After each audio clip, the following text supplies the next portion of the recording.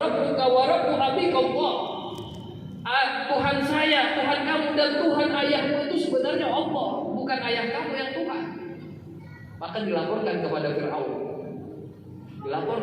Fir'aun. Apa yang terjadi?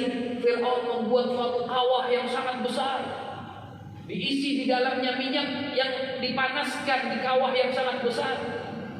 Dipanggillah keluarga Masyitah, suaminya, anaknya, semua disergap dan dijadikan satu.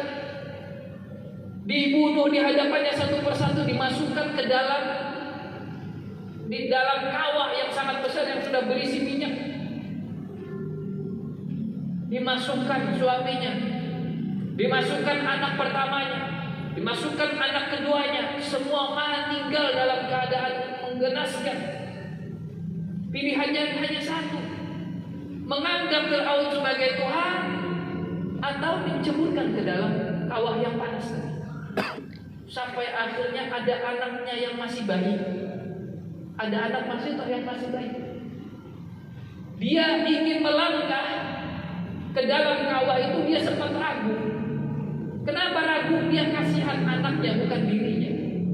Bagaimana dengan anak saya yang masih bayi? Maka ketika itulah anaknya Masyitah berbicara. Masih bayi, tapi diberi oleh Allah Subhanahu wa Ta'ala kekuasaan Allah, karomahnya Masyitah, anak bayinya berbicara.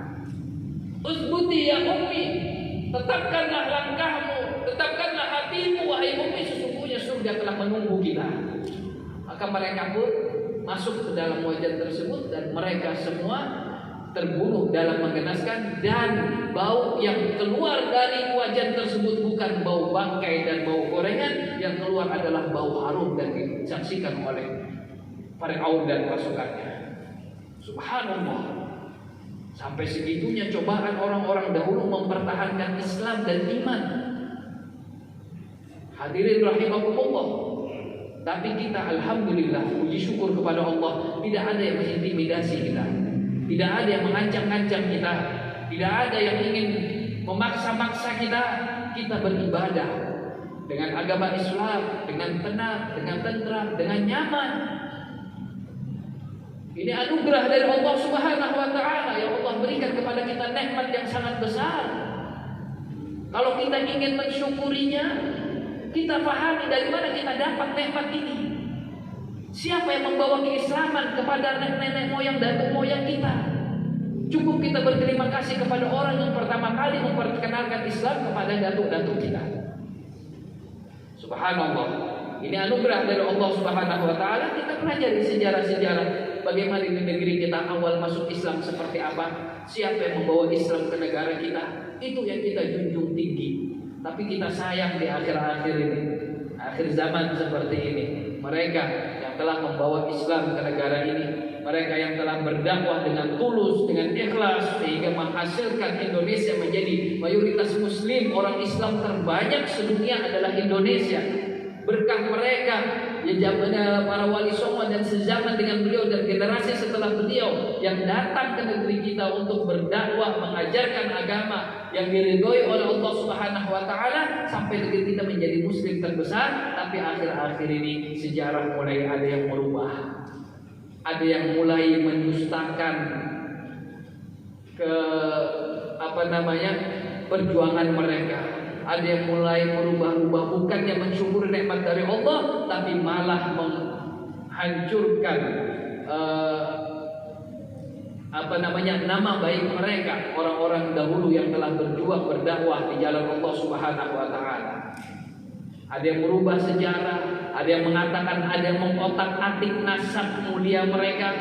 Ada yang mengatakan mereka bukan keturunan Rasulullah, ada yang mengatakan mereka sebagai imigran Arab, ada yang mengatakan ini itu sebagainya. Na'udzubillah min dzalik. Kita ini dituntut untuk syukur. Kalau bukan karena mereka, kita mungkin belum Islam sampai sekarang. Tapi karena mereka yang ketulusan mereka berdakwah, mereka membawa harta mereka dan habis dengan harta mereka, sehingga menjadikan Indonesia sebagai negara terbesar, negara terbanyak penduduknya yang beragama Islam. Ini berkat mereka. Mudah-mudahan kita digolongkan orang-orang yang bersyukur.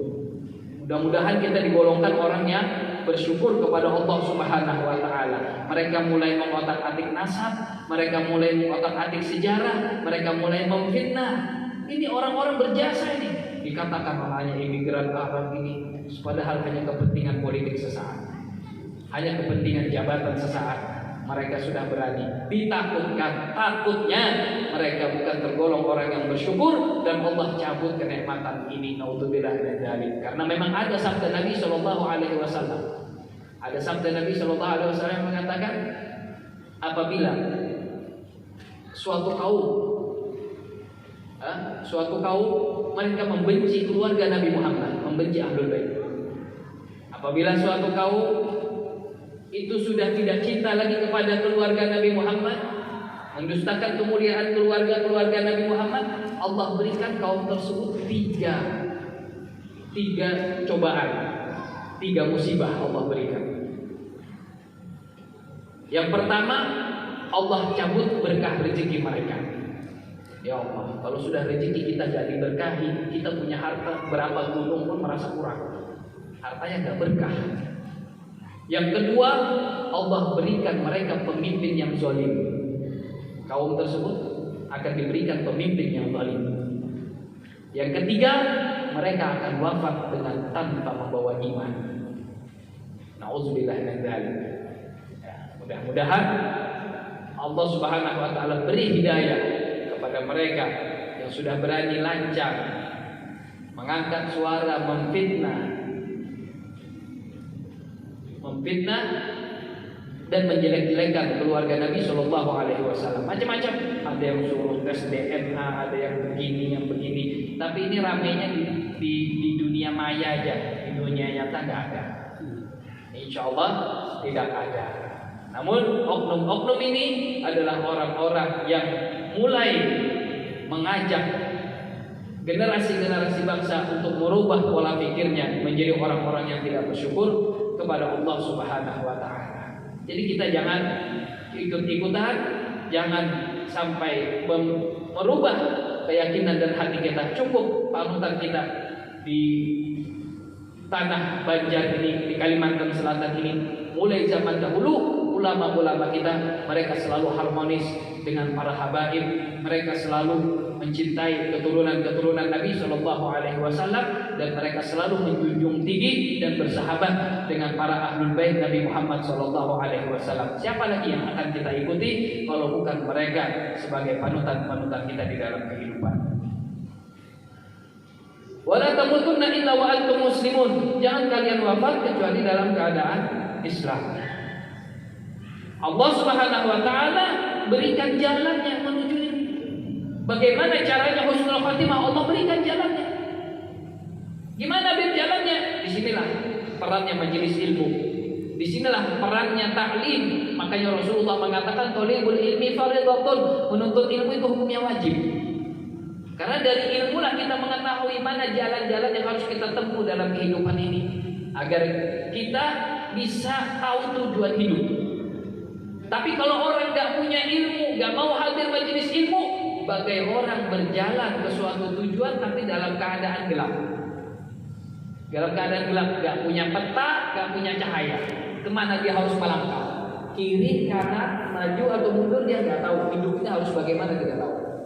Al-ilmu nurun, ilmu adalah cahaya yang tujuannya itu sama, menggapai ridha Allah Subhanahu wa taala dengan husnul khatimah, walaupun jalannya terkadang berbeda-beda. Ada thariqah yang berbeda, ada akidah yang berbeda, namun tujuannya sama, untuk menggapai ridha Allah Subhanahu wa taala. Apa jalannya? Idza akhadha bihi kana qad ana billadhi huwa alaih. Apabila kita mengambil jalan tersebut, kita telah berjalan di jalan yang sepatutnya kita jalani. Wa mutazala ma amarahu bihi, dan menjalankan apa yang diperintahnya. Wa huwa ayyahtar maut 'ala Islam, dan dia memilih untuk wafat dalam keadaan Islam. Wa yuhibbuhu wa yatamanna, dan dia cinta dan dia berangan-angan. Harus ada cita-cita dalam hati kita. Cita-cita mati dalam keadaan Islam. Dan ini harus